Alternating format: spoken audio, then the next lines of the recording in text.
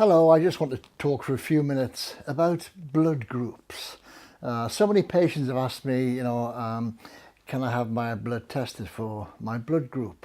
Now, GPs don't like to be asked that because it's not a routine test that our local labs will do.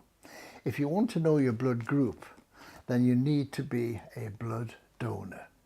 And in fact, there's no real reason to know your blood group.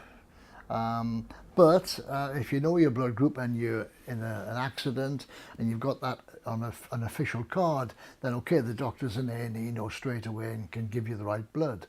But they'll group it anyhow, test it very quickly. However, if you want to know your own blood group, well, become a blood donor. What galls me is when people are asked, would you take a blood transfusion, in casualty? 95% of people say, yeah, of course I would. But how many people are giving blood? 4%. And blood groups, you've got O, A, B and AB. O is the most popular, most common. A is the second most common. B is the next one. And AB, only 4% of people have group AB.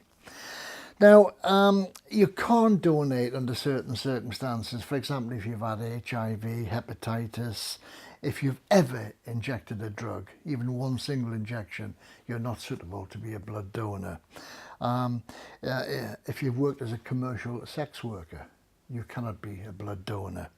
And if you've had malaria, or if you've been in a malaria country in the past 6 months, you can't give blood at that point in time.